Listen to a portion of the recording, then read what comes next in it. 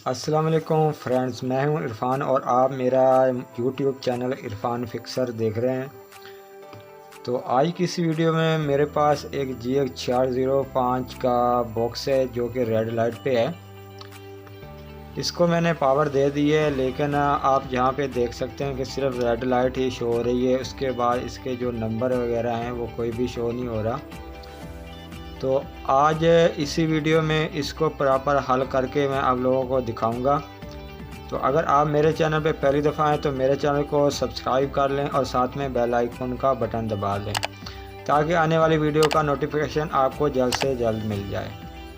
तो अक्सर मुझे कमेंट्स भी आते हैं कि काफ़ी ऐसे GX405 के बॉक्स हैं जो कि रेड लाइट पे चले जाते हैं या पे ऑन, यानी जब ऑन लिखा होता है या बूट लिखा होता है तो प्रॉब्लम आ जाती है कि वहाँ पे हैंग हो जाते हैं। ये मसला जो है ये आजकल काफ़ी आ रहा है इस बोर्ड में। तो GX405 के जितने भी बोर्ड हैं इसमें कुछ वोल्टेज ऐसे होते हैं जो कि बिल्कुल ड्रॉप हो जाते हैं, लेकिन देखने में आप लोगों को सही लग रहे होते हैं। तो इस वजह से ये मसला आ जाता है कि रेड लाइट पे चला जाता है या ऑन पे आके रुक जाता है, हैंग हो जाता है। इसका जो प्रॉपर सलूशन है वो भी मैं इसी वीडियो में करके दिखाने वाला हूँ। तो सबसे पहले आपने मल्टीमीटर को डीसी वोल्टेज पे सेट कर लेना है। तो डीसी वोल्टेज इस वक्त मैंने 200 की रेंज पे सिलेक्ट कर लिया है। अब अच्छे से रिपेयरिंग करना चाहते हैं तो आपने ये यूनिटी का लाजमी मीटर ले लेना है, क्योंकि इससे काफ़ी हद तक रिपेयरिंग में आसानी होती है। तो मैंने डीसी मोड पे इसको सेट कर लिया है। और सबसे पहले आप लोगों ने करना क्या होता है कि ये जो सप्लाई होती है इस सप्लाई के मेन वोल्टेज चेक करने होते हैं, क्योंकि अक्सर सप्लाई भी प्रॉब्लम कर लेती है, क्योंकि इसके ये कैपेसिटर वगैरह जो 15 वोल्ट, 18 वोल्ट और 5 वोल्ट के होते हैं ये अक्सर ख़राब हो जाते हैं कैपेसिटर, और इसकी वजह से वोल्टेज भी अप डाउन होते हैं। तो सबसे पहले हम सप्लाई के वोल्टेज चेक करेंगे। तो सेम एक ही तरीकाकार है सप्लाई के वोल्टेज चेक करने का कि आप एक ग्राउंड पे प्रोब रखेंगे इस तरह, और दूसरी आपने 5 वोल्ट पे आपने सेलेक्ट करना है। तो अभी आप यहाँ पे देख सकते हैं कि 5 वोल्ट हमारे प्रॉपर आ रहे हैं, 5.2 वोल्ट आ रहे हैं। तो इसके बाद हमने कौन से वोल्टेज चेक करना होते हैं। दरअसल ये जो बॉक्स है ये प्लास्टिक बॉडी का बॉक्स है, लेकिन यहाँ पे मैं प्रोब कहीं एक जगह पे लगा देता हूँ। तो उसके बाद इसमें आपने जो वोल्ट चेक करने होते हैं 1.8 वोल्ट और 3.3 वोल्ट। तो इसमें एक रेगुलेटर यहाँ पे लगा होता है, प्रॉपर 3.3 वोल्ट होने चाहिए। तो उसके बाद जो वोल्टेज होते हैं हमारे 1.8 वोल्ट, तो ये भी हमारे बिल्कुल सही बन रहे हैं। तो इसके बाद हमें 1.2 वोल्ट चाहिए। तो 1.2 वोल्ट हमें ये एक छोटा सा रेगुलेटर होता है, तो इसके कॉइल के साथ जो कैपेसिटर लगा होता है। तो यहाँ पे आप देख सकते हैं कि तकरीबन 1.0 वोल्ट हमें मिल रहा है, लेकिन यहाँ पे 1.2 वोल्ट हमें मिलने चाहिए। तो इसके जो वोल्टेज है वो बहुत ही कम आ रहे हैं, इस की वजह से जो हमारा बॉक्स है वो रेड लाइट पे और ऑन नहीं हो रहा। तो मैं अगर आप लोगों को जूम करके दिखाऊं, ये 5 पिन वाला एक छोटा सा रेगुलेटर होता है, ये 5 पिन वाला। तो इसको आप चेंज करके देख लें, नया लगा के देख लें। जब आपके पास 1.1 वोल्ट या 1.2 वोल्ट मीटर बताएगा तो आपका ये बॉक्स बिल्कुल प्रॉपर ऑन हो जाएगा। तो बाज़ औक़ात नए जो होते हैं रेगुलेटर वो भी ख़राब होते हैं। तो सिंपली इसके अलावा चेक करने का एक और भी तरीका है। तो आपने क्या करना है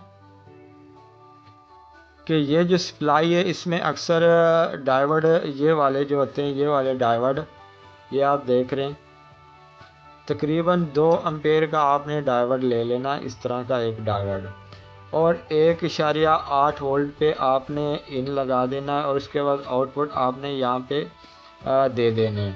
तो इसके जो वोल्टेज हो गए कम से कम 1.5 वोल्टेज बनेंगे, 1.5 वोल्टेज। तो आपका तब भी ये रिसीवर ऑन हो जाए। तो अगर आपका रिसीवर फिर भी नहीं ऑन होता तो आपने सिंपल करना क्या है,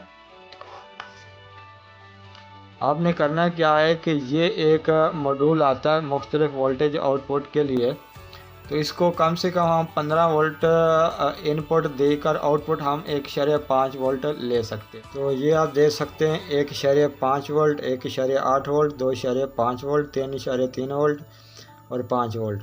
तो आप यहाँ से 15 वोल्ट देकर 1.5 वोल्ट तक इसके आउटपुट वोल्टेज ले सकते हैं। तो अगर आपको ये तरीक़ाकार नहीं आता इसका लगाने का, तो इसकी वीडियो मेरे चैनल पर पहले अपलोड हुई है, तो उसका लिंक मैं इसी वीडियो के नीचे डिस्क्रिप्शन में आप लोगों को दे दूंगा। आप उसको देख के इसको लगा लेना। फिर भी आपको समझ नहीं आती तो आप कमेंट्स में मुझे बता देना, तो मैं दोबारा से इस पे एक और वीडियो बना के आप लोगों को दिखा दूंगा कि इसको आपने कैसे इस्तेमाल करना है। तो ये हो गया दूसरा तरीका। और उसके बाद अगर आपके पास सिंपल ये नहीं है, आपका रिसीवर तब भी ऑन नहीं हो रहा, तो मैं तीसरा आप लोगों को एक हल बताता हूँ। जब यहाँ पे वोल्टेज हमारे पावरफुल होंगे तभी हमारा रिसीवर ऑन हो पाएगा। बाज़ औक़ात ऐसा होता है कि हमारा जो मेन आईसी होता है प्रोसेसर, ये ख़राब हो जाता है या हीट हो जाता है, इसको वोल्टेज ज़्यादा देने पड़ते हैं तभी हमारा रिसीवर ऑन होता है। तो इसको वोल्टेज यहाँ पे देने के लिए आपने सिंपल क्या करना है कि आपने ऐसे दो रेजिस्टेंस ले लेनी है, चाहे आपके पास 15 हो, 20 हो, 50 ओम तक हो, तो आपने इसको वायर के साथ लगा लेना है। तो अभी मैं आप लोगों को लगा के बताता हूँ कि हमारा रिसीवर इस पर ऑन होता है या नहीं होता।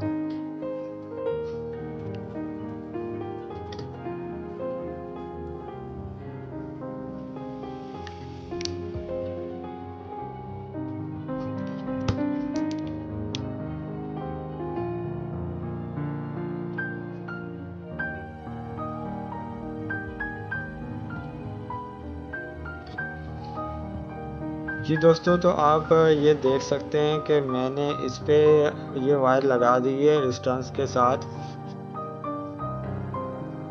तो इसके जो 1 वोल्ट पे था, यहाँ पे भी मैंने इसको वोल्टेज दे दिए हैं। अलबत्ता इससे जो वोल्टेज आएंगे वो तकरीबन हमें 1.5 वोल्ट के करीब ही मिलेंगे, 1.5 वोल्ट के ऊपर भी हो सकते हैं।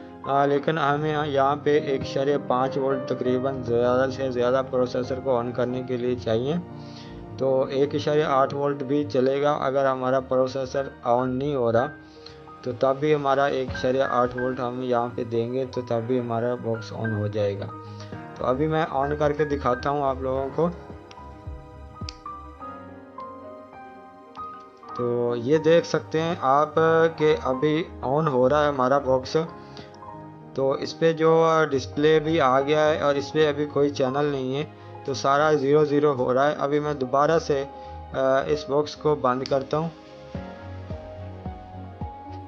अभी मैं दोबारा से ऑन कर रहा हूँ रिसीवर को, तो आप देख सकते हैं कि हमारा रिसीवर ऑन हो चुका है। तकरीबन ये 10 से 15 सेकंड के अंदर अंदर हमारा रिसीवर ऑन हो चुका है। तो मैं फिर से दोबारा बंद करता हूँ और अभी फिर से मैं ऑन करता हूँ। तो आप देख सकते हैं कि जितनी बार भी मैंने इसको ऑन ऑफ किया है तो इंशाल्लाह ये जल्दी ही ऑन हो। तरीके थे इस रिसीवर को ऑन करने के लिए। तो अगर यहाँ पे ऑन पे रुक जाता है, बिल्कुल ही रुक जाता है, तो अगर हम 1.5 वोल्ट देंगे, 1.8 वोल्ट देंगे, तब भी हमारा रिसीवर ऑन हो जाएगा। लेकिन अगर 1.5 1.8 वोल्ट देने के बावजूद ही हमारा रिसीवर ऑन पे रुक जाता है, तो हमने करना क्या है कि इसकी जो फ्लैश आईसी है वो हमने बदल देनी है। यानी कि आपको जो कन्फर्म हो आपने वो फ्लैश लगा देनी है या दोबारा से राइट कर लेनी है। तो बाज़ औक़ात ये फ़्लैश आईसी भी ख़राब हो जाता है। अगर फ़्लैश आईसी आपका कंफर्म ठीक है तो तब भी उसके बाद आपने इसका जो मेन प्रोसेसर है इसको थोड़ा सा हीट दे देना या रीसोल्डरिंग कर लेना। अगर उसके बाद फिर भी मसला नहीं सॉल्व होता तो आपने मेन प्रोसेसर चेंज करना होगा, तभी हमारा ये मसला हल हो जाएगा। अगर ये वीडियो आप लोगों को अच्छी लगी तो प्लीज़ वीडियो को लाइक और शेयर लाजमी कीजिए। मेरे चैनल को सब्सक्राइब कीजिएगा, साथ में बेल आइकन का बटन दबा दीजिएगा ताकि आने वाली वीडियो का नोटिफिकेशन आप लोगों को जल्द से जल्द मिल जाए। तो आज की वीडियो में बस इतना ही था। मिलते हैं हम नेक्स्ट वीडियो में। फ़ी अमानुल्लाह।